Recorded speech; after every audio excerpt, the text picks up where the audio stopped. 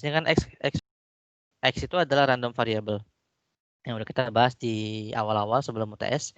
Jadi bisa apa aja, bisa usia, bisa tinggi badan, berat badan, bisa macam-macam penghasilan, bisa berapa kali naik angkutan umum atau uang jajan dan sebagainya. Itu adalah random variable. Variable itu berarti kan bisa macam-macam. Tapi random kita ambil dari populasi, kita ambil sampel, lalu kita ukur X barnya atau rata-rata dari sampel tersebut, misalnya usia 50. Berarti dari sampel ini kita bisa menarik kesimpulan, dengan demikian saya 95% yakin bahwa rata-ratanya mu, berarti lambang untuk ini ya. Ingat kemarin kalau mu itu biasanya untuk populasi, kalau X bar itu buat sampel secara lambang ya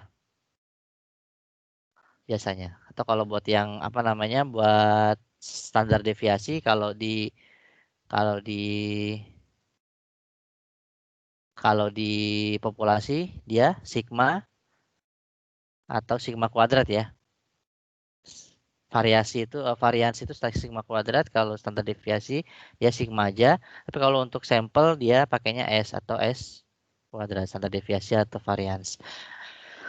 Nah, prinsip estimasi ya kita pengen nebak-nebak nih. Oh, kalau populasi kita nggak tahu nih rata-ratanya berapa. Yaudah kita ambil sampel nih 100 orang dari 1 juta. Sampelnya ternyata pas kita hitung-hitung ternyata rata-rata statistik yang kita ingin hitung itu misalnya usianya ada 50. Sehingga kita bisa bilang, oh dengan kepercayaan 95% kita yakin bahwa rata-rata populasi nanti di antara 40 sampai 60. Itu prinsip estimasi. Nama estimasi itu biasanya bentuknya kisaran. Kisaran ya. Kita nggak bisa yang namanya estimate itu angkanya fix langsung. Biasanya langsung kita bentuknya dalam antara atau kisaran. Jadi 40 sampai 60. Kita nggak bisa bilang dia langsung 50 karena ya itu nggak mungkin. Nggak mungkin langsung disamakan dengan nilai dari statistik sampel kita. Paling bisa kita ngasih range atau kisaran berapa sampai berapa, tapi kita punya kekuatan di sini dengan tingkat kepercayaan berapa persen. Ada pertanyaan sampai di sini?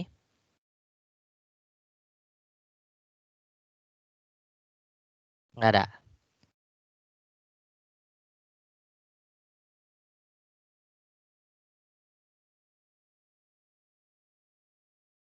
Lanjut. Ya.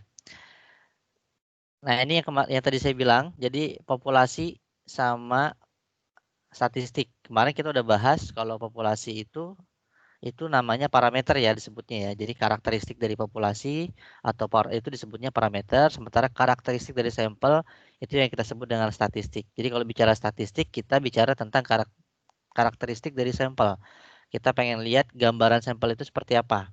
Rata-ratanya berapa, proporsinya gimana, berapa persen, proporsi sampel, mana yang gagal, mana yang berhasil, itu adalah statistik. Kalau itu sampel. Variansnya si sampel itu statistik.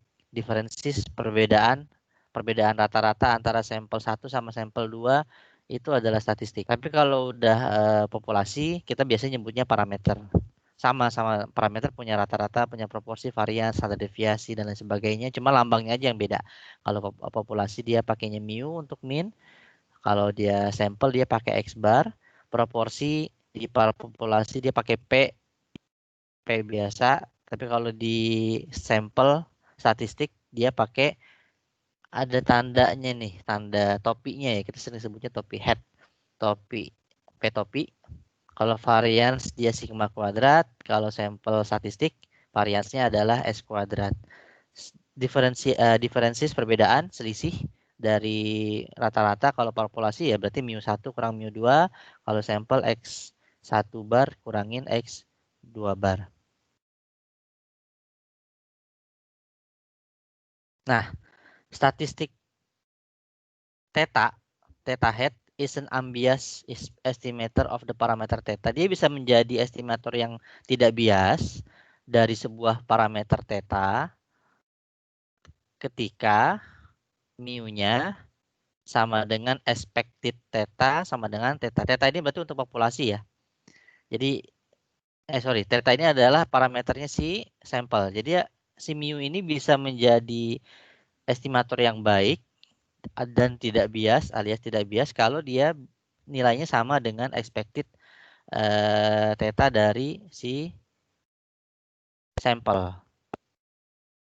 Note that calculating S kuadrat atau variance dari sampel, the reason we divide by N1 rather than N is so that S kuadrat will be an unbiased estimator of sigma kuadrat. Ingat kemarin ada rumus standar deviasi kalau yang sampel pernya itu per N min 1 bukan per N. Sementara kalau yang di populasi pernya langsung per N itu karena tujuannya supaya kita bisa memiliki estimator yang tidak bias. All unbiased estimators of parameter theta, the one with the smallest variance is called the most efficient estimator of theta. X bar is the most estimator of mu.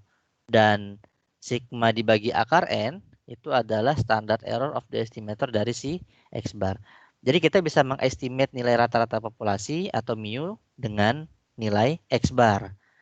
Standar nilai rata-rata si sampel. Sebaliknya kita juga bisa mengestimate nilai standar deviasi dari populasi dengan menggunakan standar deviasi dari sampel dibagi akar N. Karena sigma dibagi akar N itu adalah standar error dari estimator si X bar. Ini ada pasangan-pasangannya. Pasangannya yang ini tadi, yang di tabel. Untuk mengestimasi rataan populasi, kita pakai estimate rataan si sampel. Mengestimasi variance dari populasi, kita mencoba mengestimate dari nilainya si variance-nya si sampel dan sebagainya. Ada pertanyaan? Kalau ada langsung pertanyaan langsung dipotong aja nggak apa-apa ya. Oke. Oke, Pak. Ya. Point estimate. Apa sih yang disebut dengan point estimate? Nah, point estimate itu adalah sebuah titik ya, sebuah angka ya, single number for the population mean and population standard deviation. Point estimate is the sample mean and the sample standard deviation. Jadi titik estimate-nya itu di tengah. Bisa nilai rata-rata, min, bisa standar deviasi, bisa statistik atau parameter lainnya. Yang di tengah-tengahnya itu adalah point estimate-nya. Point estimate-nya berarti kalau buat mu, si X bar-nya, kalau untuk si sigma berarti si standar deviasinya dari sampel. Itu point estimate. Tapi tadi saya udah bilang, yang namanya estimasi itu nggak bisa titik. Ini cuma buat penunjuk aja. Jadi penunjuknya ada point estimate-nya, tapi kita kasih limit. Kita kasih lower confidence limit ke kiri, kita kasih upper confidence limit ke kanan, sehingga kita punya rentang atau disebut juga namanya width of confidence interval. Kita cuma bisa memberikan taksiran atau estimasi sebuah populasi itu memiliki nilai parameter tertentu dengan titik, tapi kita kasih allowance kiri dan kanan, lower dan upper limit. Makanya bentuknya seperti ini. Nah, confidence interval itu berarti yang ini nih, jarak dari lower sampai upper limit. Kanan kiri biasanya simetris. Itu menandakan konsep variability ya, berarti dia memberikan informasi tentang seberapa tersebarnya, seberapa confidence-nya dia dari taksiran angka tersebut. Semakin lebar berarti kan dia semakin besar atau semakin kecil? Confidence intervalnya. Coba logikanya. Semakin dia lebar ke kanan, kanan kirinya, semakin dia plus minusnya besar, semakin dia confidence atau enggak? Semakin enggak, Pak. Semakin enggak? Karena semakin lebar, Pak. Semakin lebar.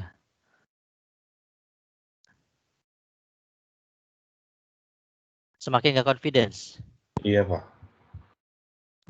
Dianya emang enggak confidence, tapi ketika dia ngasih range lebar, bukannya dia jadi lebih yakin dia bener?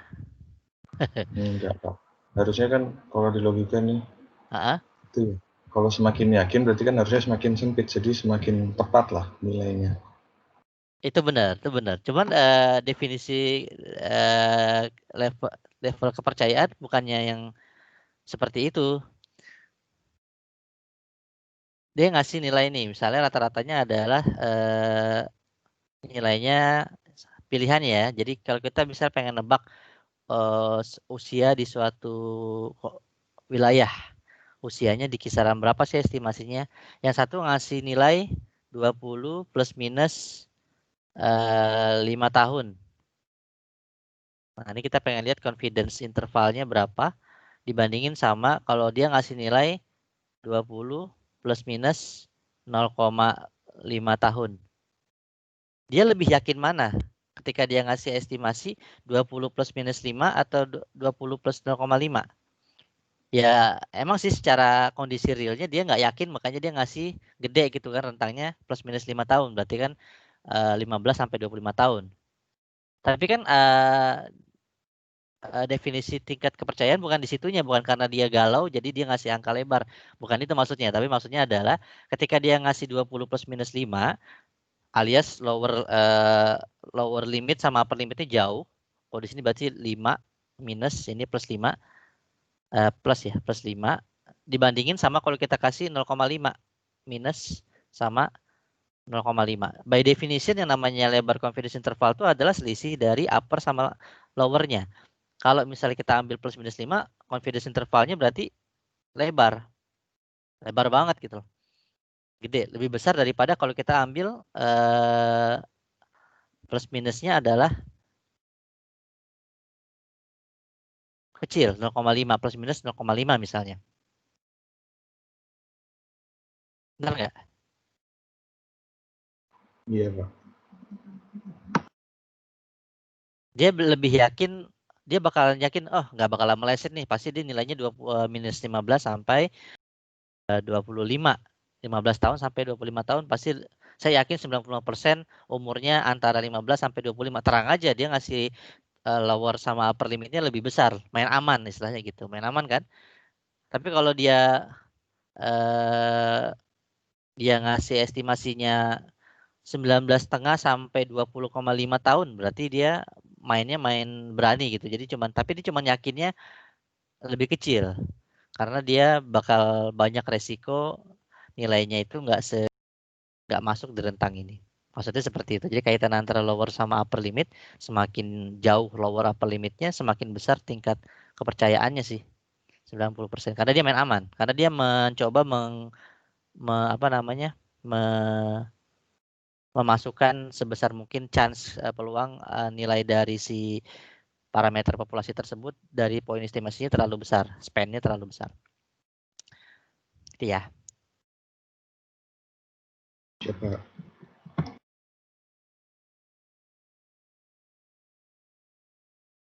Sebenarnya ini menandakan error sih ya, errornya besar gitu ya. Karena definisinya parameter itu adalah statistik plus minus error. Statistik plus minus error. Jadi yang namanya estimasi nggak mungkin sama persis parameter sama dengan statistik, pasti ada melesetnya, ada ketidaksesuaiannya. Makanya definisinya parameter populasi itu bisa kita gambarkan, bisa kita dekati dengan melihat statistik dari sampel, tapi ada plus minus errornya, ada plus atau lebihnya atau kurangnya. Sehingga definisinya berdasarkan konsep ini kita bisa ngasih confidence limitnya adalah mu-nya sama dengan x bar ditambah atau dikurangi dari error, sehingga error itu sendiri adalah x bar dikurangin mu atau x bar ditambah mu, sehingga kalau kita konversikan nilai error itu menjadi z sama dengan x bar min mu dibagi sigma x ya. Ini ada di konsep yang distribusi normal kemarin kan ya. Z sama dengan x bar dikurangin mu dibagi sigma x bar, sehingga error dibagi sigma x bar itu adalah z. Jadi error itu adalah z dikali sigma x bar, sehingga persamaan kita jadi mu itu sama dengan x bar plus minus nilai z dikali sigma x bar. Z itu adalah nilai standar score untuk x bar ya, dengan distribusi normal. Confidence interval memberikan range estimate of values takes into consideration variation in sample statistic from sample to sample. Ya, jadi dia ngasih range estimasi semakin besar, dia semakin besar confidence intervalnya, semakin besar juga range-nya. Takes into consideration variation in sample statistic from sample to sample based on all observation from one sample. Dari sehingga kita dapat nilai range-nya. Gives information about closeness, seberapa dekat estimasi kita terhadap nilai parameter populasi yang mau kita cari.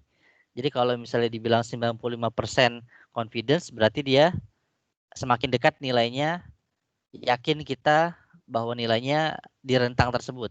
Jadi kalau 99% confidence, semakin yakin kita bahwa nilainya berada di rentang point estimate plus minus upper and lower and upper limitnya sebesar 99%. Tapi kita nggak pernah bisa mencapai tingkat kepercayaan 100%. Karena estimasi itu nggak bisa pasti ada salahnya, ada errornya. Paling mentok kita cuma bisa di 99%. Jadi point estimate plus minus critical value Z tadi itu adalah critical value dikali standar errornya adalah sigma X bar. Ini adalah kalau misalnya rata-rata berarti dia X barnya itu sendiri. Itu kita kalau kita pingin mengestimasi mu, nilai rata-rata. Oke. Confidence level, confidence in which the interval will contain. Nah, ini definisinya bukan confidence kondisinya si estimatornya, si orangnya, tapi confidence ini maksudnya kondisi seberapa yakin nilainya berada di interval yang tadi. Bahwa si populasi parameter, misalnya rata-rata populasi atau standar deviasi populasi atau proporsi atau nilai tertentu dari populasi tersebut berada di interval yang tadi. Semakin lebar confidence levelnya ya berarti semakin yakin dia bahwa nilai si unknown population tersebut berada di rentang tersebut. Benar kan? Karena dia main aman, lebarin aja confidence levelnya. Jadi dia bakalan semakin yakin. Tapi dia semakin ketat untuk memasukkan ke interval tersebut.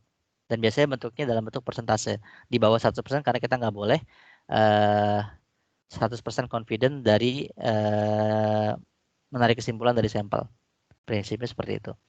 Contoh kita punya confidence level 95%. Atau kita nulisnya 1 min alpha sama dengan 0,95. Alpha ini signifikan level. Signifikan level kalau 1 min alpha berarti confidence level. Biasanya alpha 5%, berarti confidence levelnya 95%. Relatif frekuensi dari nilai 95% confidence level ini artinya adalah dalam jangka panjang 95% dari semua confidence interval itu bisa terbentuk dan mengandung nilai si true parameter dari populasi tersebut. Kalau udah bicara parameter, kita bicara populasi ya. Tadi kalau kita bisa kasih 20 plus minus 5, ini kita ngasih 95% tingkat kepercayaan, kita yakin nih 95% nilainya pasti di antara 20 plus minus 5.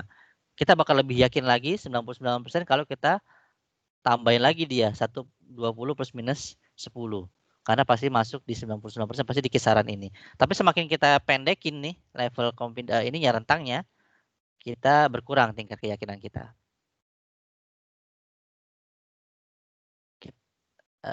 Chance-nya angka si parameter bakalan ada di rentang ini semakin kecil. 98% misalnya.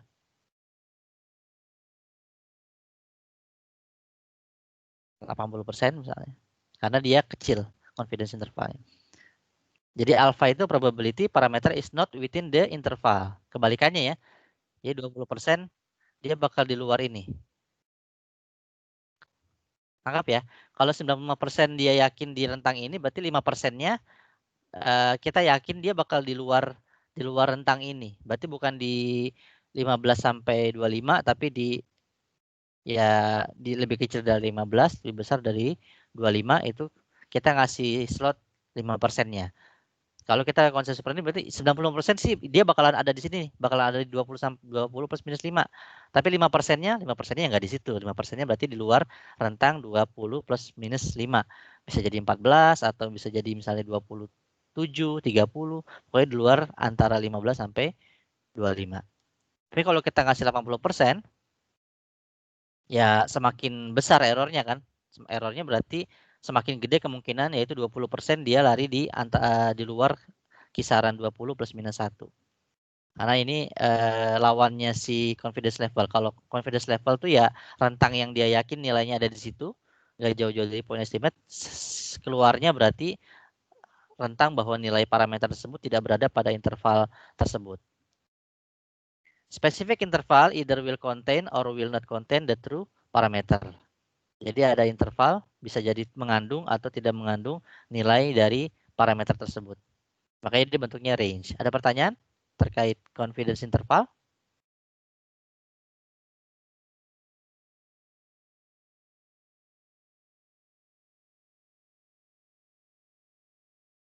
Pak, saya mau nanya. Ya. Tandanya kalau misalnya kayak kita ngolah data, terus mau confidence intervalnya itu gede, itu ngitungnya gimana Pak? Apa kita naikin Z-nya biar jadinya errornya lebih besar? Misalnya kayak saya ada target nih, saya pengennya 99% confidence gitu. Itu cara nyari errornya, ternyata Z-nya dicari Z yang besar gitu Pak. Ya itu ditentukan sama kitanya sendiri. Kita mau confidence-nya berapa persen? Kalau nanti, kita Oke. Kita tentu biasanya makanya di estimasi kita pakai nentuin alfa biasanya. Alfanya berapa nih kita mau pakai? 10%, berarti confidence levelnya 90%, satu min alfanya 90%. Atau 5%, berarti confidence alfanya 95. Oh gitu Pak. Cuman itu sebenarnya opsional, artinya kita pilihan. Kita bisa kadang-kadang beberapa peneliti ketika dia melakukan uji statistik seperti ini, dia pakai beberapa skenario. Dia pakai kalau alfanya 5%, 10%, 15% boleh juga. Jadi disimulasiin. Oh iya, oke Pak. Ya, penentuannya. Kasih. Ya. Cuman konsepnya kalau dia ngasih 5%, berarti 5% itu error, margin of errornya. Errornya bakalan 5% aja gitu loh. Tapi konsekuensinya karena errornya 5% terlalu lebar jadi confidence intervalnya sehingga nilainya ya rentangnya terlalu jauh. Nilai estimasinya jadi jauh banget gitu kan. Kalau kita disuruh estimasi umurnya berapa sih? 20 plus minus 5. Tapi ya ini gue yakin nih 95%. Ya jelas aja yakin orang dia lebar intervalnya. Tapi kalau kita mainin intervalnya kecil 20 plus minus 0,1 enak lebih ini kan secara jawaban sebenarnya lebih memuaskan kita kan. Oh berarti ya 20 plus minus 0,1 enak nih. Variansnya kecil, lebih akurat gitu kan. Tapi seberapa yakin jawaban ini? Seberapa yakin dia bakal berada di rentang 20 plus minus 0,1? Ya cuma 70%. Errornya berapa persen? 30%. Peluang melesetnya lebih gede. Jadi itu trade off makanya. Kalau kita pengen melesetnya kecil, kita set alfanya kecil, saya 1%. Jadi kita yakin 99% nilainya bakalan segitu. Tapi konsekuensinya nilai estimasinya jadi semakin lebar. Plus minusnya jadi semakin jauh. Oke, Karena dia makasih Pak. ngambil aman. Ya, sip. Emang tapi biasanya sih yang dipakai ya 5%, 10% sih. Itu udah ini. Kalau emang dia terlalu lebar ya paling kita gambarin aja karena emang datanya terlalu lebar sehingga kita nggak bisa langsung ngambil kesimpulan yang konklusif karena terlalu jauh ininya lebarnya. Lebar nggak lebar kan relatif ya. Kadang-kadang 5 itu lebar dibandingin 20. Tapi kalau kita bandingin ada juga kondisi misalnya 20 plus minus 1 dibandingin sama 20 plus minus 0,0009. Itu kan juga udah udah beda gitu loh. Jadi tergantung datanya. Oke. Alfa itu biasanya ditentukan sama si penelitinya itu sendiri, si kitanya sendiri sebagai si analis. Ada pertanyaan lagi?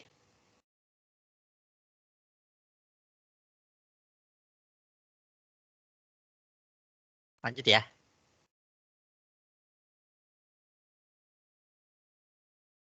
Oke.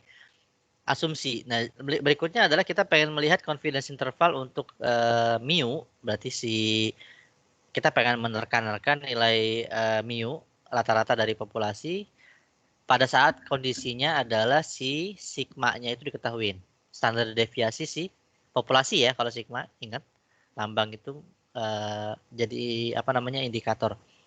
jadi petunjuk buat kita bahwa ini adalah sigma itu adalah si standar deviasinya populasi. Populasinya nih kita pengen lihat minnya berapa. Kita nggak tahu minnya berapa, tapi kita tahu nih ada data yang pernah terkumpul bahwa standar deviasi populasinya diketahui. Asumsinya berarti standar deviasinya diketahui, populasinya berarti normal. Dan kalau misalnya populasi nggak normal, kita pakai yang minggu lalu kita bahas, kita tambahin aja n-nya dengan sampel yang lebih besar, dia jadi tends to be normal, semakin mendekati normal. Sehingga kalau kondisinya seperti ini, kita bisa pakai confidence interval estimate-nya itu sama dengan x bar plus minus error, di mana errornya adalah z alpha plus alpha per 2 dikali sigma per akar n. Yang tadi ya, ini konsep yang tadi ini. Mu itu adalah x bar plus minus z dikali sigma x bar. Sigma x bar ini adalah sigma dibagi akar n. Z-nya z alpha per 2. Karena dia kanan dan kiri. Plus minus. Oke. Where z adalah standardized normal distribution dari critical value for a probability of alpha per 2 dari masing-masing buntutnya. Jadi kanan dan kiri. Makanya dia bentuknya range. Kalau kita gambarkan, dia gambarnya seperti ini ya. Ya, ini pakai alpha per 2, z alpha per 2, z alpha per 2. Biasanya ini minus, ini plus. Oke, jadi x bar ini point estimate. X barnya di sini. Plus minus z alpha per 2 dikali sigma per akar n. Ini di gambarnya.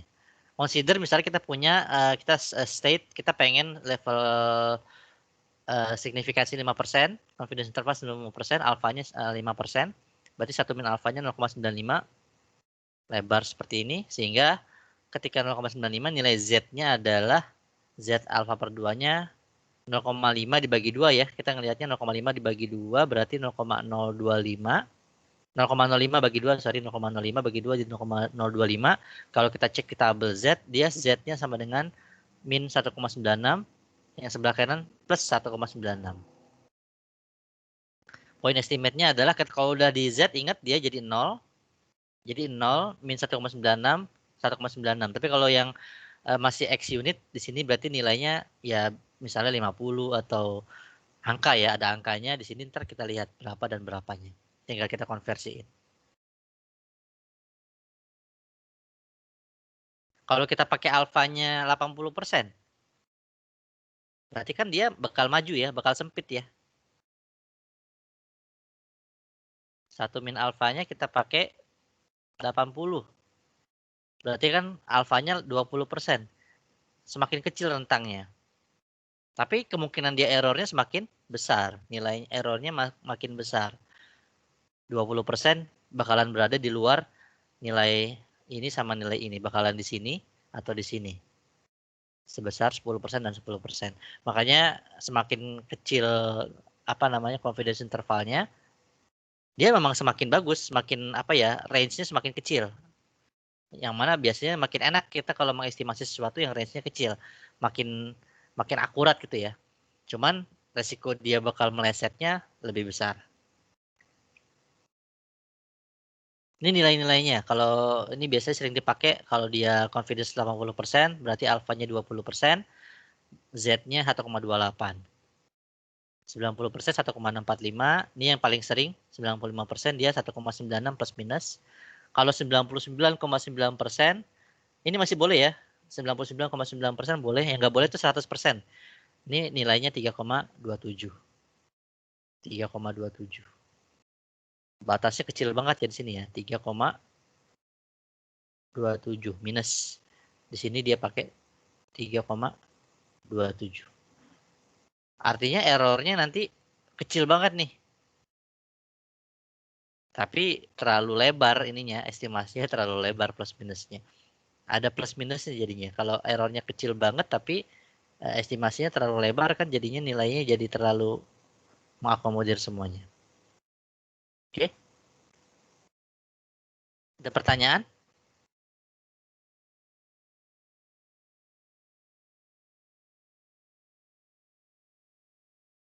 Nggak ada.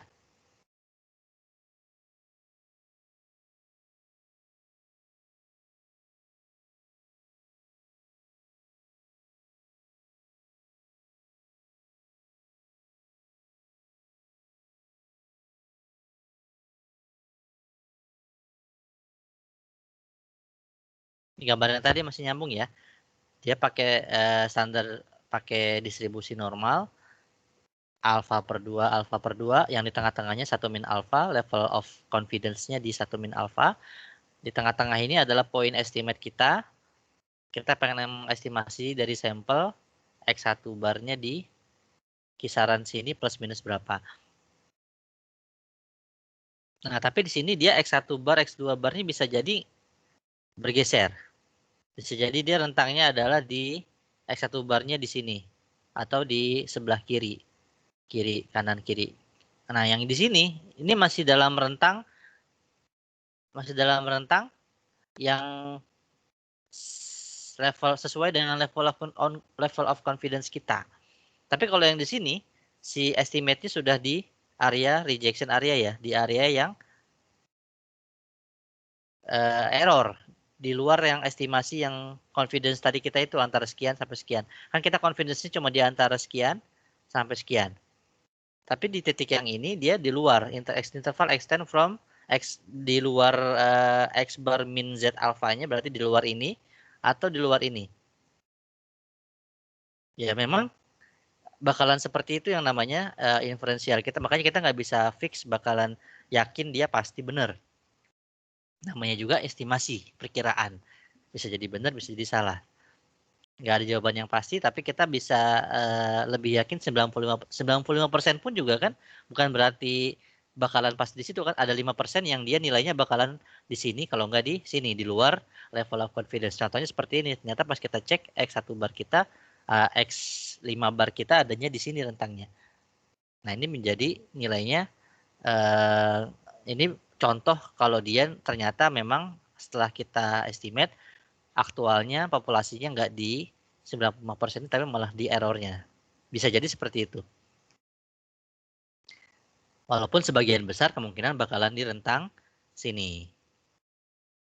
Jadi 1 min alpha ini adalah interval constructed contain mu yang ada mu-nya. Tapi alfanya sendiri, si errornya ini adalah yang tidak mengandung mu-nya. Mu-nya nggak di sini. Mu-nya kalau kita hitung-hitung berarti dia di luar antara sini sampai sini. Sehingga ini masuk kategori yang errornya tadi itu. Karena confidence interval ini lawannya ya si alpha tadi itu. Peluang dia bakalan berada di luar confidence interval. Nah, ini contoh ya. Contoh yang kita ingin menghitung confidence interval untuk sebuah nilai rata-rata dari populasi mu. Kalau diketahui standar deviasinya si populasi, contohnya adalah seperti ini. Kita punya sampel 11 sirkuit dari sebuah populasi yang ukurannya besar dan ini menandakan dia distribusinya normal ya. Jadi terpenuhi asumsi yang tadi, state-nya udah dibilang normal, walaupun dia cuma ada 11 sirkuit populasinya. Tapi kalau udah dibilang normal ya udah berarti kita bisa pakai Z distribution, Z normal, Z score. Karena dia udah dibilangin di state dia normal. Has a mean resistance of 2,2. 2,2 ini X bar atau mu?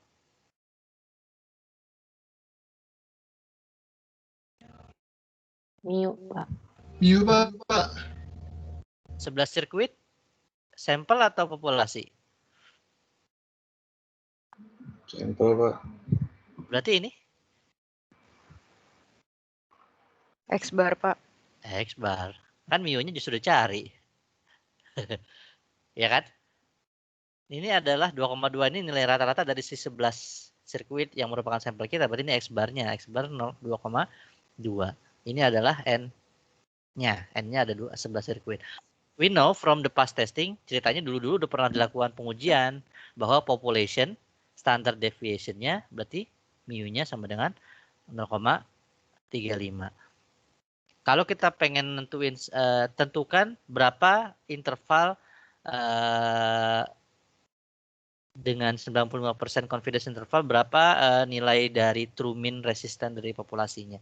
Kita pengen mengestimasi nih kira-kira berapa sih sebenarnya nilai resistansi dari sirkuit tersebut sebenarnya di populasi. Kalau kita ngambil sampel 11 sirkuit yang dia normal population diketahui, yang rata-ratanya dari 11 itu setelah kita hitung dia X bar-nya 2,2. Standar deviasinya, populasinya diketahui 0,35. Berapa? Berarti kita pengen nyari mu sama dengan X bar plus minus Z alfa per 2 dikali Standar sigma deviasinya. Per akar N kecil. Akar N kecil. Berarti mu-nya sama dengan sini aja deh. X bar-nya 2,2 plus minus berapa tadi yang 95%?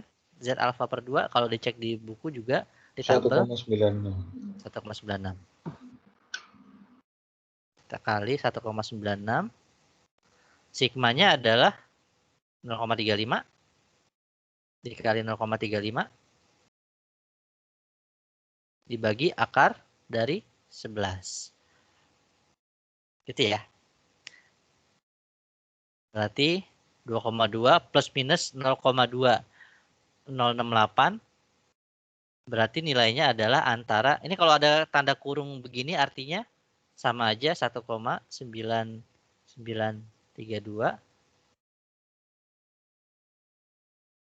gini ya. 2,4068. Pakai sama dengan? Pakai ya? Pakai nggak?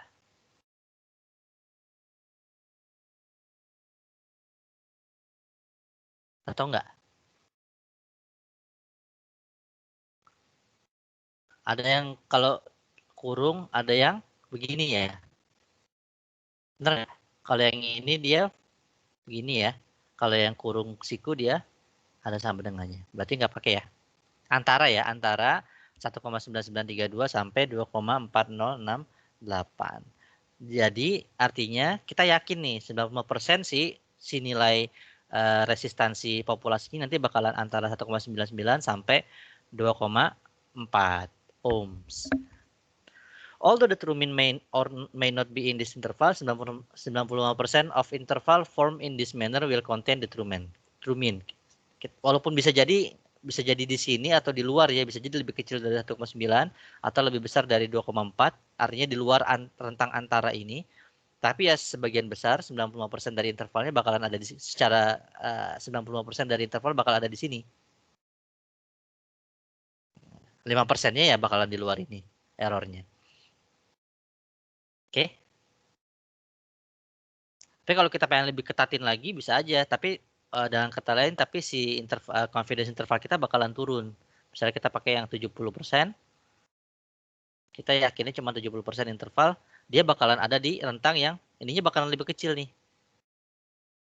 Bakalan turun kan? Karena nilai Z-nya kalau 70%, 80% deh, makin lebih kecil dari 1,96 kan?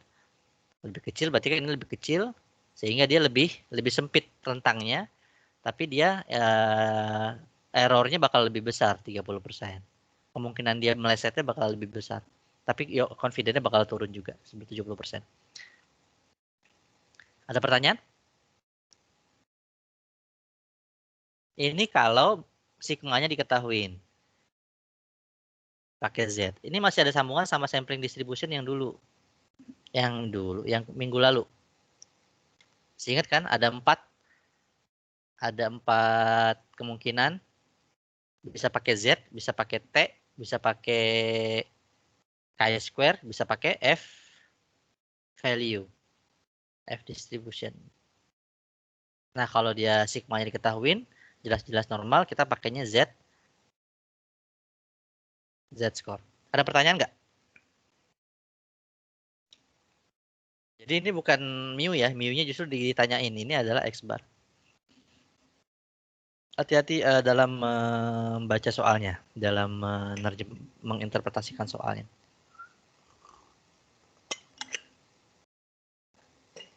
Ada pertanyaan? Ya, saya belum rekam ya yang ini ya. Lupa saya.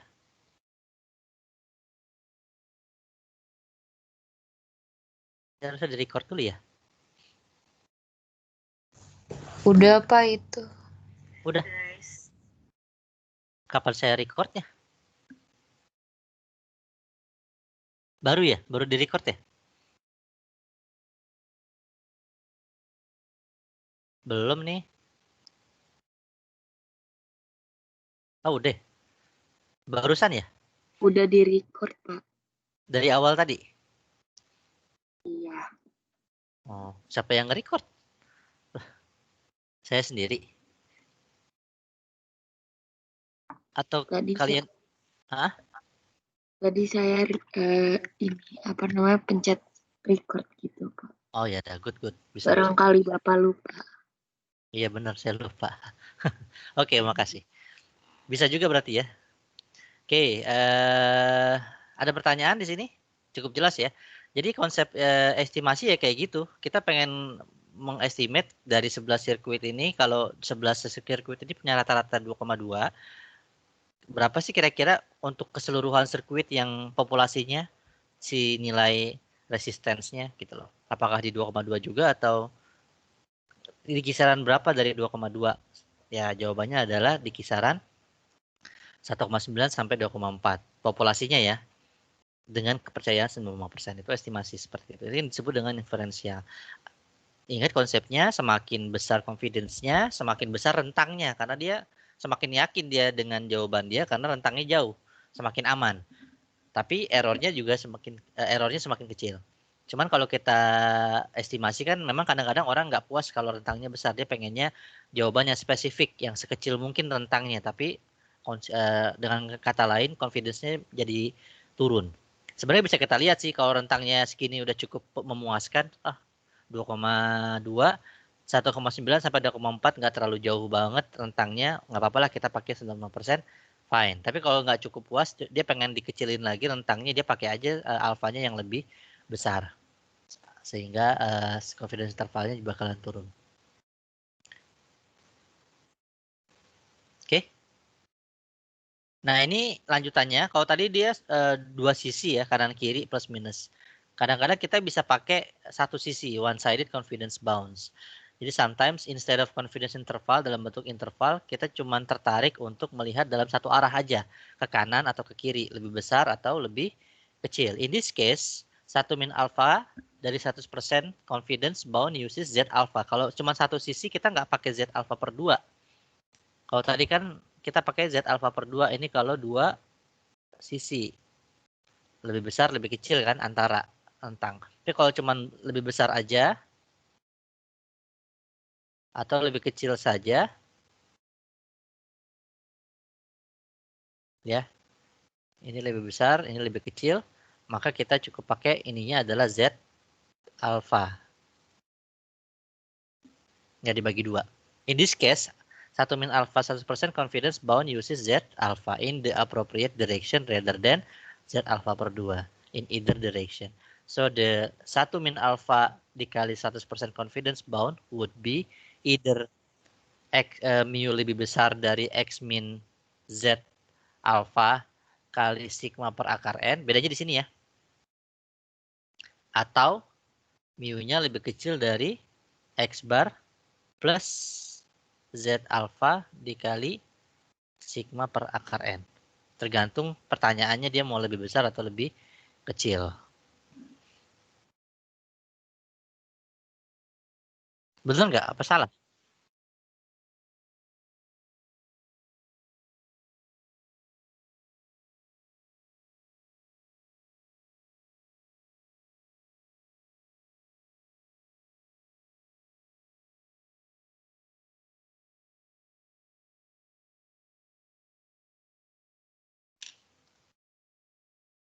Contohnya nggak ya di sini? Nggak dikasih contoh ya di slide-nya. Bedanya kalau dia satu arah, nggak ada plus minus lagi, tapi langsung. Dan dia bukan sama dengan, tapi dia cuma pengen lihat mu-nya bakalan lebih besar dari atau mu-nya bakalan lebih kecil dari berapa. Lebih besar dari selisih X bar min ininya, min Z alfanya, atau dia bakalan lebih besar lebih kecil dari X bar plus Z alfanya. Ini benar ya? Kan X bar nih. Titik ya. Ada selisihnya plus, ada minusnya gitu kan. Dia bakalan lebih kecil dari maksimal. Kalau plus ini kan berarti maksimal. Kalau yang minus itu berarti minimal. Berarti dia lebih besar dari minimalnya atau lebih kecil dari nilai maksimalnya. Cuma bedanya kalau satu arah dia Z-nya Z alpha, bukan Z alpha per 2 lagi. Jadi lihatnya yang one tail, one side. Kalau dicontoh di buku bisa dilihat nanti halaman 278, contohnya 9.4. Ada pertanyaan di sini? Tapi sama-sama Z, kalau dia diketahui, kuncinya kapan kita pakai Z di sini? Karena kita tahu sigmanya diketahui dan dia normal, distribusinya normal. Nah, ini ada kondisi yang kedua, kalau seandainya kita pengen nyari mu juga, tapi sigmanya nggak diketahui. Kita nggak punya data sigmanya berapa. Taunya datanya standar deviasinya si sampel doang, tapi standar deviasinya si populasi kita nggak ketahui. Nah, ini yang kemarin, yang di tabel yang saya bilang di minggu lalu, ada 4 kemungkinan, bisa pakai Z, bisa pakai T, bisa pakai chi-square, bisa pakai F. Ya, chi-square bisa pakai F. Z ini kalau dia normal, distribusinya, sigmanya known, dan kita mau nyari mu ya. Kalau di sini kita pengen mengestimate mu atau kita pengen mengestimate selisihnya, mu1, mu2. Tapi kalau kita nggak ada yang bilang dia normal, sigmanya, tapi yang pertama sigmanya tidak diketahui. Sama-sama nyari mu atau mu juga, selisih mu difference, atau dia nggak normal, nggak ada indikasi kalau dia terdistribusi normal, maka kita pakainya T. Nah, kalau yang dua ini kita pengen nyari mengestimate bukan mu tapi mengestimate variance, ya, atau rasio dari varians 1 sama varians 2. Tapi ini untuk satu, ini untuk yang satu, ini untuk yang dua varians. Oke. Cuma 4 kemungkinan. Kapan kita pakai Z, kapan kita pakai T, kapan kita pakai chi-square, kapan kita pakai F, itu aja kuncinya untuk estimasi. Nah, untuk yang ini kasus yang kedua, kita pakai T alpha per 2. Kalau yang T kemarin kita punya V. V itu N-1 karena kita punya N-nya berapa. Jadi kalau di tabel kita lihat tabelnya itu ada T-score sama ada nilai V sama ada nilai T-nya itu sendiri. Daripada kalau tadi kita pakai Z alpha per 2, sekarang kita pakainya T alpha per 2. From the sample rate, karena kita nggak punya nilai ini. Maka kita pakainya nilai ini. Kita nggak punya standar deviasi dari populasi, karena nggak diketahui, kita pakainya standar deviasi dari sampelnya aja. As before, use the t-distribution requires that the original population may be normally distributed. Tapi kita harus memastikan bahwa dia normal. Syaratnya gitu. Populasinya sudah normal. The standard error normal ini either dia disebut dia datanya normal atau minimal jumlah sampelnya lebih besar dari 30. Minimal 30. Kalau udah 30 kita bisa asumsikan dia terdistribusi normal. Kan kemarin udah kita bahas tentang central limit teori ya. Semakin dia banyak jumlah N-nya, semakin mendekati distribusi normal. Nah, kalau tadi karena diketahui sigmanya, maka standar error dari estimasinya ya sigma per akar N. Tapi karena di sini kita nggak punya sigma, kita punya standar deviasi dari si sampel atau si estimator itu adalah S, maka dia rumusnya jadi S per akar N. Ya. Catat kalau seandainya sigmanya tidak diketahui tapi N-nya masih lebih besar dari 30, S is still used instead of sigma karena kita nggak punya sigma, but the normal distribution is used instead of T distribution. Kalau dia diketahui N-nya lebih besar dari 30, kita bisa pakai Z score karena dia sampelnya sudah lebih besar dari 30, menandakan dia terdistribusi normal. Kalau dia nggak normal, dia baru pakainya T distribution. Oke. Nah, ini kalau yang contoh tadi, berarti tinggal berubah aja Z-nya jadi T, cuman sigmanya berubah jadi S karena sigmanya nggak diketahui. Ya. syaratnya adalah sigmanya nggak diketahuin, populasinya normal, tapi kalau nggak normal, kita gunakan sampel yang lebih besar. Where T is critical value of the T distribution with n min 1, degree of freedom, and area of a sigma alpha per 2 in each. Berarti dia dua sisi ya, kanan kiri. Di student T distribution juga ada degree of freedom istilahnya, atau V. Itu sama dengan n min 1. Number of observation that are free to vary after sample mean has been calculated. Selalu dia dikurangin 1 dari jumlah observasinya. Contoh ini tentang konsep degree of freedom. Kenapa sih n min 1? Karena misalnya gini, kalau kita punya ide number of observation that are free to vary after sample mean has been calculated, itu definisi dari degree of freedom kan. Suppose kita punya nilai rata-rata dari 3 angka. Kita punya angka 1, angka 2, angka 3. X1, X2, sama X3. Yang mana nilai rata-ratanya adalah 8.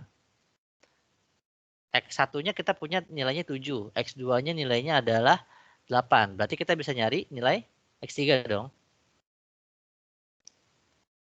Kalau kita punya nilai rata-rata dari 3 nilai, yang nilainya adalah 8, nilai X3-nya berarti tinggal ya 8 sama dengan 7 tambah 8 tambah X3 bagi 3 gitu kan. Berarti X3-nya 24 dikurangin 7 tambah 8, 15 sama dengan 9. Kita bisa nyari nilai si X3. Sehingga N sama dengan 3, degree of freedom-nya adalah 2. Ini alasan kenapa degree of freedom itu n min 1. Karena kalau kita punya 3 variabel, nilai yang bisa bebasnya nih, that are free to vary after sample mean has been calculated, ketika kita punya nilai rata-rata, itu cuma boleh 2 yang berubah-ubah. Kalau misalnya dia ada 4 nilai X1, X2, X3, X4 ya. Terus kita punya X bar yang bisa kita ubah-ubah cuman 3 dari 4 nilai. N-1 ya. N-1-nya sama dengan 4 dikurangi 1 sama dengan 3. Boleh maksimal 3 nilai berubah-berubah. Ya kan? 3 nilai ini harus ada, boleh berubah-ubah, tapi yang satu harus tetap nggak boleh berubah. Makanya kalau semuanya berubah ya nggak bisa diselesaikan. Jadi nggak ada feasible solution. X1, X2, X3, 4, X4-nya berubah-berubah semua. Jadi nggak ketemu nilainya berapa. Ya kan? Coba kita pengen nyari nilai rata-rata yang nilai rata-ratanya adalah 8. Berapa nilai yang fixnya nggak ada. Artinya X1-nya berapa, X2-nya berapa, X3-nya berapa, berubah semua. Ketemu nggak jawabannya? Nggak ketemu ya. Berapa nilai X1, berapa nilai X2, berapa nilai X3, kalau kita pengen nilai rata-ratanya 8. Kan banyak banget kemungkinannya ya. Bisa 888, bisa 789, kalau tiga-tiganya berubah. Sehingga konsep degree of freedom hanya boleh n-1 yang berubah-berubah. Yang satunya harus dikunci tetap. Kalau di sini kondisinya adalah si yang berubah-berubah si X1 sama X2-nya. Tapi X3-nya kita kunci tetap. Angkanya 9. Must be 9. Karena dia nggak free to vary. Dia nggak bisa berubah-berubah. Kalau dia berubah juga, kita nggak ketemu jawabannya X1, X2-nya. Itu konsep dari degree of freedom.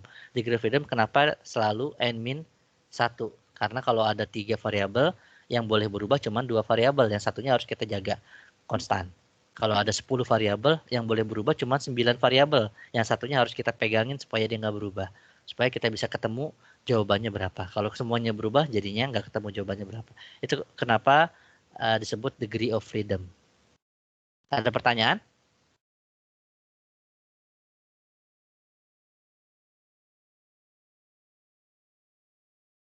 Nggak ada?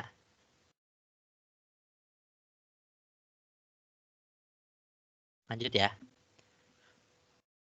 Nah, kemarin sempat kita bahas distribusi T itu semakin mendekati distribusi Z kalau N-nya naik atau bertambah. Semakin besar jumlah sampel kita, semakin normal distribusi dari sampel kita. Atau kalau kita distribusikan, si T ini sebenarnya mirip sama distribusi normal, cuman dia lebih lebar aja. Lebih lebar ya. Tapi ketika dia sampelnya kita naikin, dia lama-lama makin makin sempit dan makin tinggi dan sehingga menyerupai bentuk dari distribusi normal. Dia kan distribusi normal itu dia lebih tinggi ya, nggak selebar ini. Karena dia degree of freedom-nya tidak terbatas. The distribution are bell-shaped and symmetric but have fatter tails than the normal. Dia lebih gemuk ya, buntutnya lebih lebar dibandingkan standar normal distribution dia lebih ramping. Ini kalau contohnya kalau degree of freedom-nya 13, degree of freedom-nya 5. Kalau 5 berarti n-nya sama dengan berapa kalau degree of freedom 5? N-nya?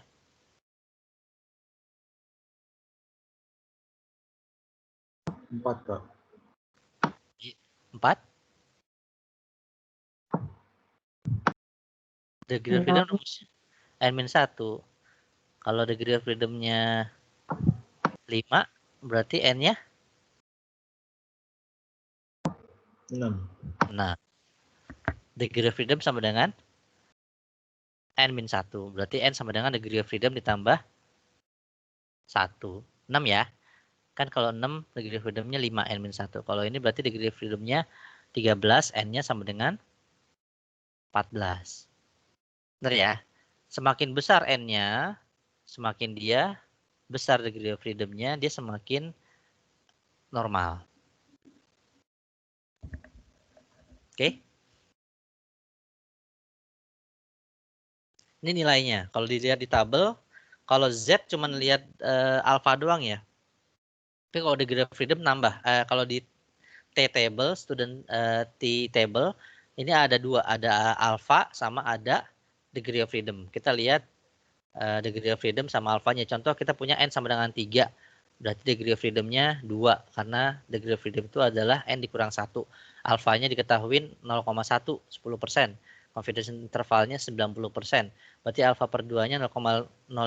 Berarti kita lihat kalau yang di kanan kiri 0,05, degree of freedom 2 nilainya 2,92. Oke.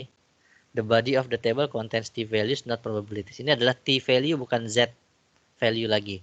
Dan dia nilainya adalah bukan probability ya. Probability itu adalah yang di sininya. Yang kalau di Z kan isinya probabilitas ya. Di tabelnya dia isinya probabilitas. Kalau si T table dia nilainya adalah si critical value-nya.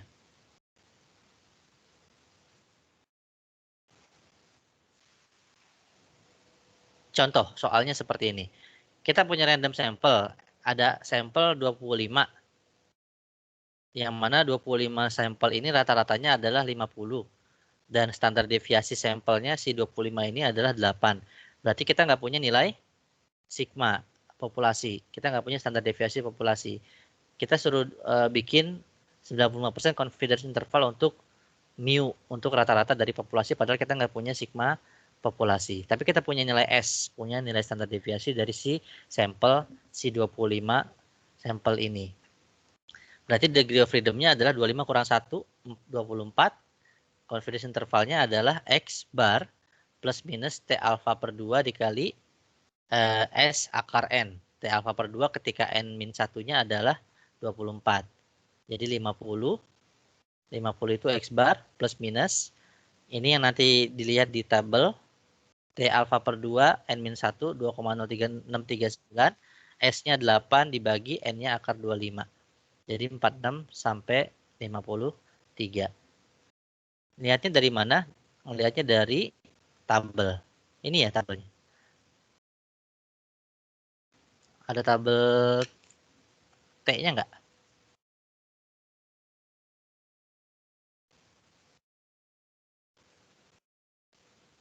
Kita coba saya cari tabel T-nya. Biar nyobain.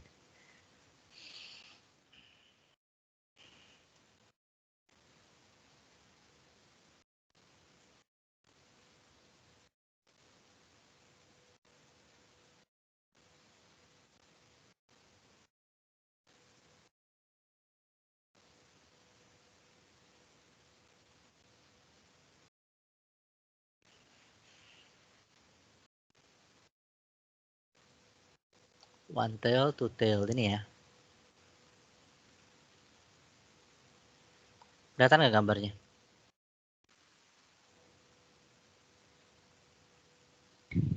Belum, Pak. Belum.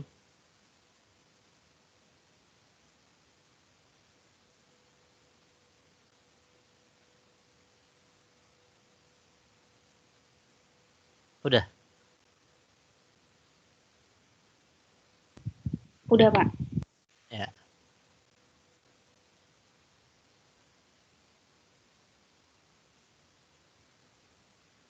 Degree of freedom-nya berapa tadi? 24 ya. Alfanya, alfa per 2-nya 0,025 ya. 0,025 berarti yang ini degree of freedom-nya 24. Ini total ya, totalnya 0,025. Ya benar ya. Total 0,05 atau kalau one tail-nya 0,025. Ini 24 2,064 ya. Tadi berapa? 2,064, 2,0639 dibuatin sama aja. Ini ya nilai yang ini ya. Ketika dia total 0,05 alfanya, kalau dia langsung sih alfanya 0,05 berarti karena dia udah bilang total, ya udah nggak usah dibagi dua lagi. Langsung dilihat degree of freedom-nya 24 sama 0,25 ada di angka sini 2,064 itu adalah T alfa per 2 total untuk alfanya 0,05. Kadang-kadang beda-beda sih tabel penyajiannya. Ada yang dia nulisnya begini. Kalau gini dia pakainya kelihatan nggak sih nih? Kecil ya.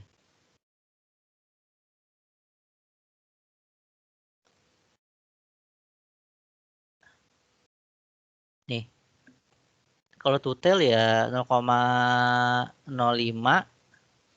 24 nih sama ya 2,064. Dia biasanya ada yang ditulisnya one tail atau two tail. Langsung aja dia two tail alfanya berapa. Tapi tadi saya lihat ada yang dia cuma nulis satu doang deh. Nggak kelihatan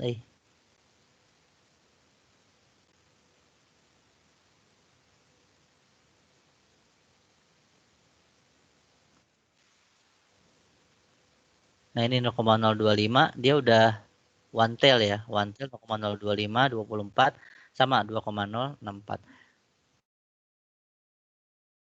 Kalau dia one tail pakai 0,025, kalau dia two tail pakainya 0,05. Di tabelnya ngeceknya seperti itu.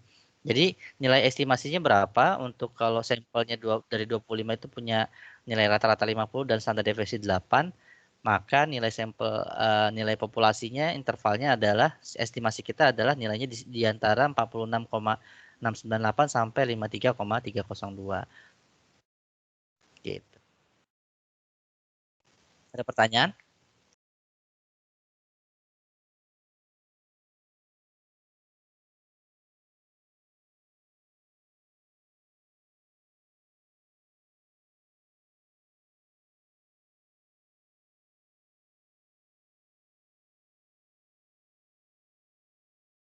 Ada pertanyaan nggak? Kalau N-nya bukan 25, tapi N-nya misalnya 30, 40 deh. Gimana?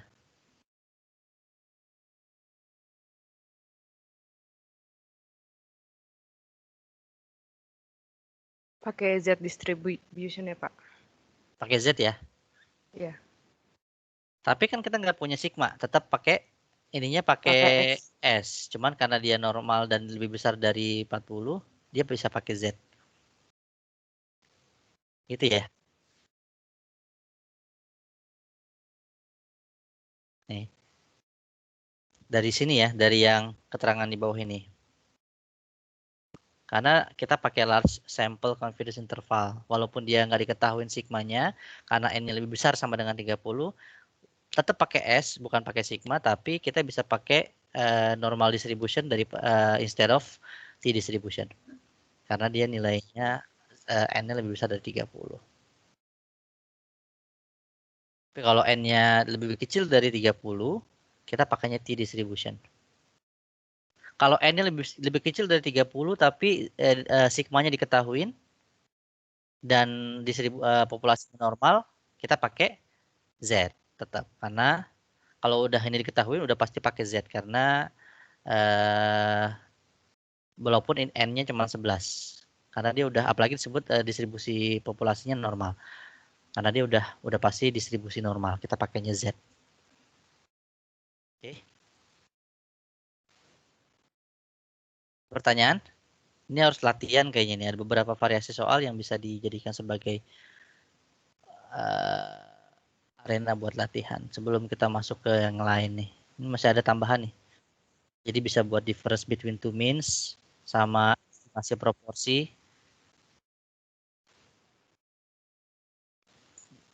Sama difference between two proporsi. Baru sample size terakhir. Jadi ada jenis-jenisnya ya. Jadi kalau yang pertama kita pengen melihat mu, estimate mu, nilai rata-rata dari populasi. Tapi dibagi dua, ada yang diketahuin sigmanya, ada yang nggak diketahuin. Yang kedua kita pengen mengestimate difference between two means. Berarti kita pengen mengestimate nilai mu1 dikurangin mu2. Kita pengen lihat selisihnya berapa. Kalau diketahuin X bar 1 sama X bar 2. Sampel kan, dan N1 sama N2, sampel 1, sampel 2 ada nilai N-nya, nilai observasinya. Terus kita punya populasinya ada dua varian, mu1 sama mu2 kuadrat, dan kita pakainya Z. Karena Z, kenapa Z? Karena dia diketahuin sigmanya. Areanya alfa per 2, yang sama kayak tadi ya, karena dia interval, pakainya alfa per 2, berarti nilai dari mu1 min mu2-nya itu terletak di antara X min 1, selisih dari X bar dikurangin Z alfa per 2 kali akar. Nah ini, akar sigma 1 kuadrat per N1 tambah sigma 2 kuadrat per N2. Sampai dengan selisih X1 bar ditambah Z alfa per 2 kali sigma, ini sama, sigma 1 kuadrat per N1 tambah sigma 2 kuadrat per N2 diakarin. Requires a reasonable sample size or normal-like population for the central limit theorem to apply. It is important that two sample be randomly selected and independent can be used is sigmanya unknown as long as sample size are larger. Rumus ini sama, kalau nggak diketahuin kayak tadi ya, kalau nggak diketahuin sigmanya, sigma populasi tetap bisa pakai Z asalkan sample size-nya besar. Alias N-nya lebih besar dari 30. Kalau misalnya kecil kita pakainya T. Ini contohnya.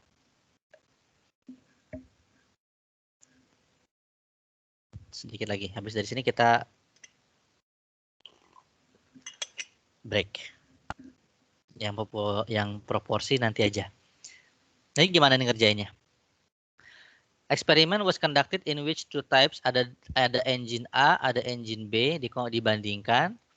Kemudian gas mileage in miles per gallon was measured. Berarti ini si random variable kita ya. Random variable yang kita lagi ukur nih statistiknya adalah si gas mileage. Satuannya dalam miles per gallon. Kita ukur. Ada 50 eksperimen were conducted using engine tipe A. Tapi yang engine tipe B dia ngumpulinnya 75 eksperimen, 75 sampel. Berarti ada 2N, N1 sama N2. The gasoline use and the other condition were held constant. The average gas mileage for engine A was 36 miles per gallon and average for mesin B was 42 miles per gallon. Find a 96% confidence interval. Berarti alfanya sama dengan 4%. On mu B min mu A, where mu A and mu B are population mean gas mileage for mesin A dan B respectively. Assume that the population standard deviation are, nah kalau di kata-kata population standard deviation berarti ini adalah mu ya. Mu A-nya 6, mu B-nya 8. Oke, kita kumpulin yang kita ketahuin adalah yang pertama N. A sama N B. NA sama dengan 50, Pak. 50. NB 75. 75. X barnya A 36. 36. Good. X barnya B 42. Mu-nya. Ini standar deviasi ya, berarti sigmanya Pak. Ya, sigmanya A 6, Pak. 6, sigmanya B 8. Alfanya 4%. 4%. 0,04. Oke. Berarti kita pengen estimate berapa nilai mu B min mu A. Ini ya. Berarti kan sama aja nilai XB bar kurangin XA bar min ya. Min Z 0,04/2 kali akar apa tadi? 6 kuadrat ya. Per 50. Per akar 50, Pak. Ya, ditambah 8 kuadrat per 50 ya? 75, Pak. 75.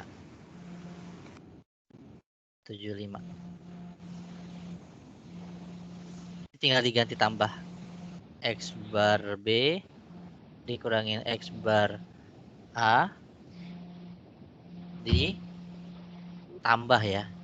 Z 0,04/2 dikali akar 6 kuadrat per 50 ditambah 8 kuadrat per 75. Berapa nih? X bar di selisihnya berarti berapa? 42 kurang 36 berarti 6. Sini aja deh. 6 dikurangin Z 0,042-nya berapa? Z table.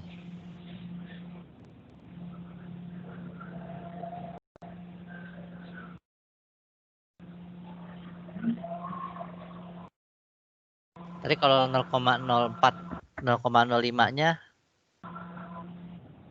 bukan yang ini.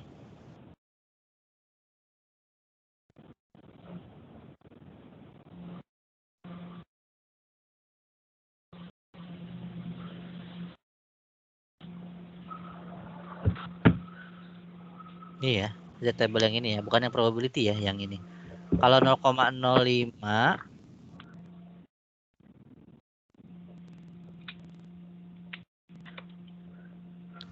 1,96 ya.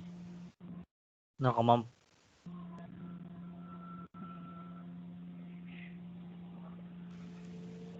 berapa nilai Z-nya? 0,05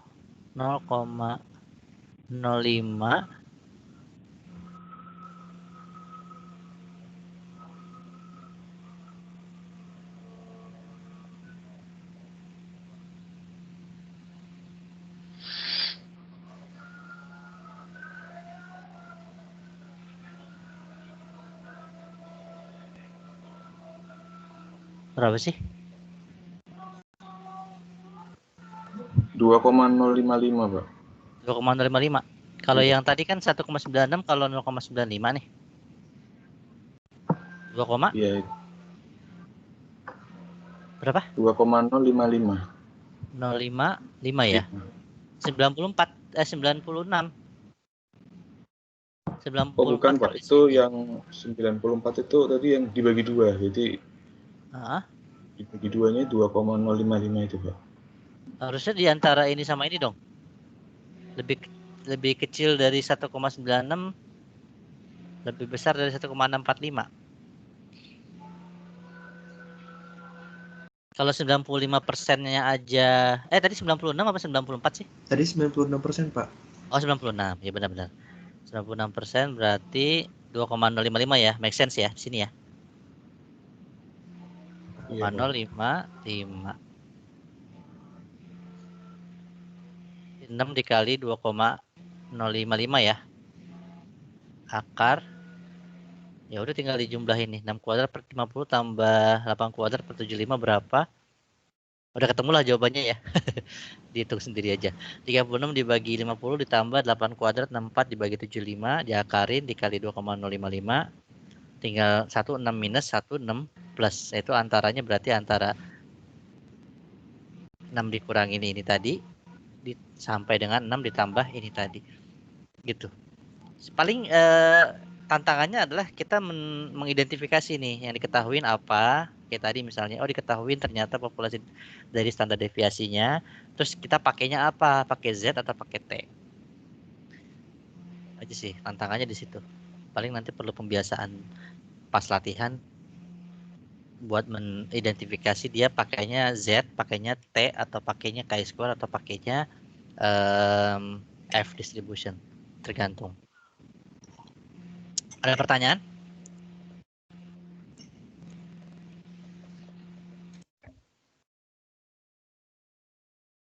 Cukup? Cukup jelas?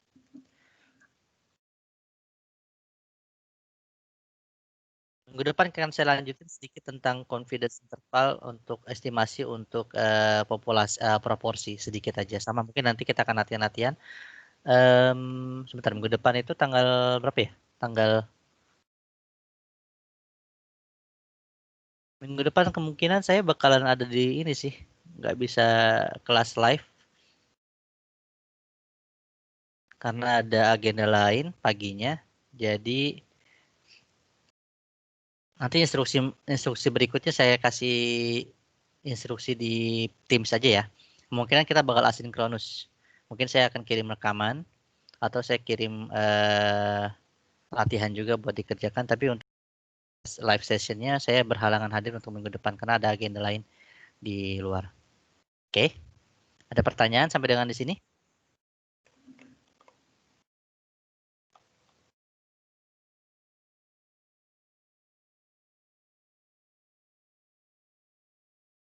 Nggak ada?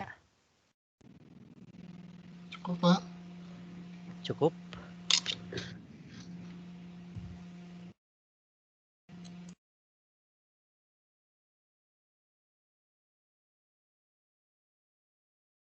Oke, kalau udah nggak ada pertanyaan, kita sudahin untuk perkuliahan hari ini. Untuk jangan lupa didiskusiin buat tugas akhirnya mau seperti apa, poster atau paper, ya. Kemudian nanti untuk minggu depan instruksinya akan saya kasih menyusul buat materi berikutnya seperti apa.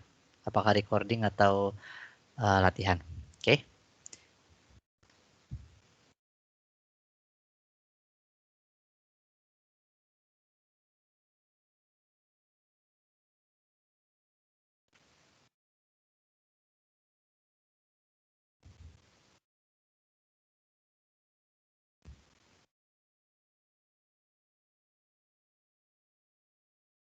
Ada pertanyaan lagi? Nggak ada? Cukup, Pak. Oke. Yang lain masih ada nggak sih orangnya? Suaranya nggak ada kayaknya. Coba tes cek sound. Masih, Pak. Masih, Pak. Masih, Pak. Cek kamera dong, cek kamera. Hadir. Hadir, Pak. Hadir, Pak. Sepi-sepi aja. Ya kita ini nih, kita nonton bioskop dulu.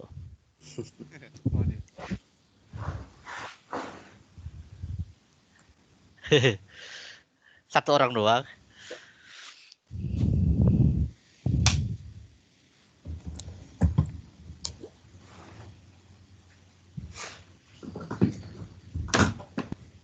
Iya loh, pada sisir-sisiran, pas pada gondrong-gondrong nih, sama kayak saya. Belum sempat cukuran.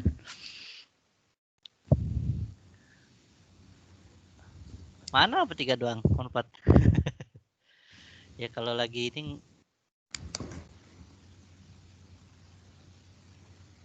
apa yang lihat wajah-wajahnya.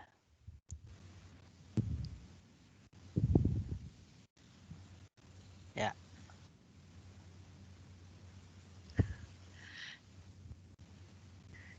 Kayak pada baru bangun tidur semua. Iya, Pak. Iya, tidur dong tadi. Kayak didongengin ya tadi ya. Mana lagi? Udah. Discard. Mana videonya? Tak foto ya.